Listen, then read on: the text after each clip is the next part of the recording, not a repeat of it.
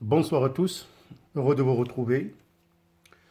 Alors dans cette nouvelle saison, comme je l'ai promis, nous allons aborder toute une série de vidéos, de capsules qui vont traiter la partie de la biologie. Pour cette année, je vais commencer par la biologie cellulaire.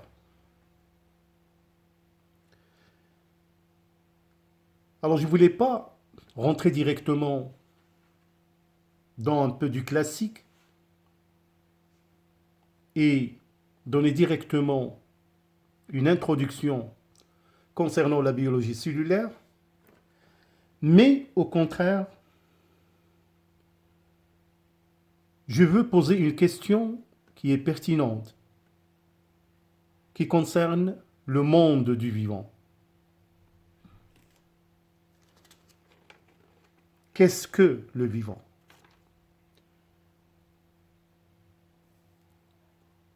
Alors tout d'abord,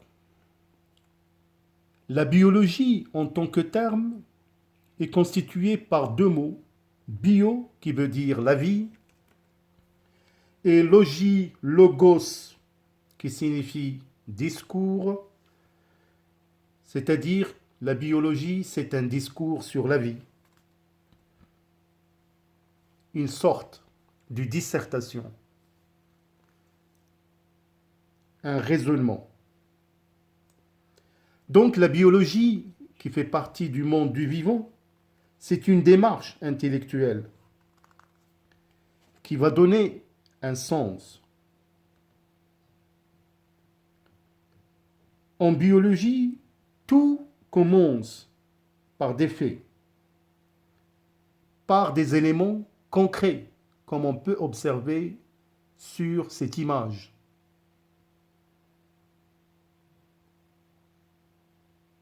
Et d'ailleurs, ces observations ne sont pas propres particulièrement à la biologie, mais en général à la science. Parce que en science, tout se construit à partir de faits. La science a pour objet de décrire des réalités par une recherche constante. J'ai bien dit des réalités et pas des vérités,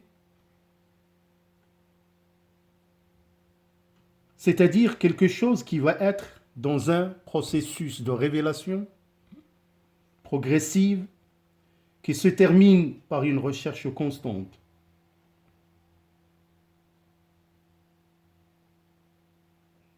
C'est-à-dire une compréhension du vivant.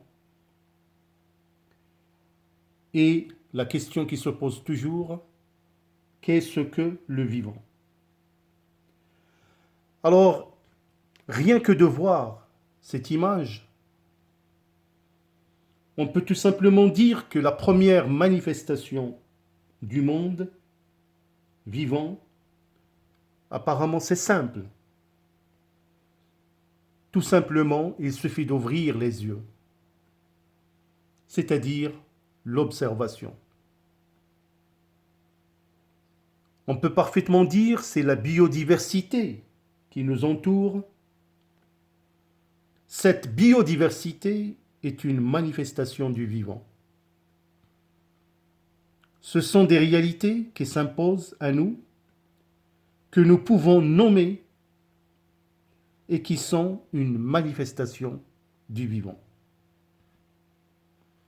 Alors bien évidemment, pour répondre à cette question, qu'est-ce que le vivant?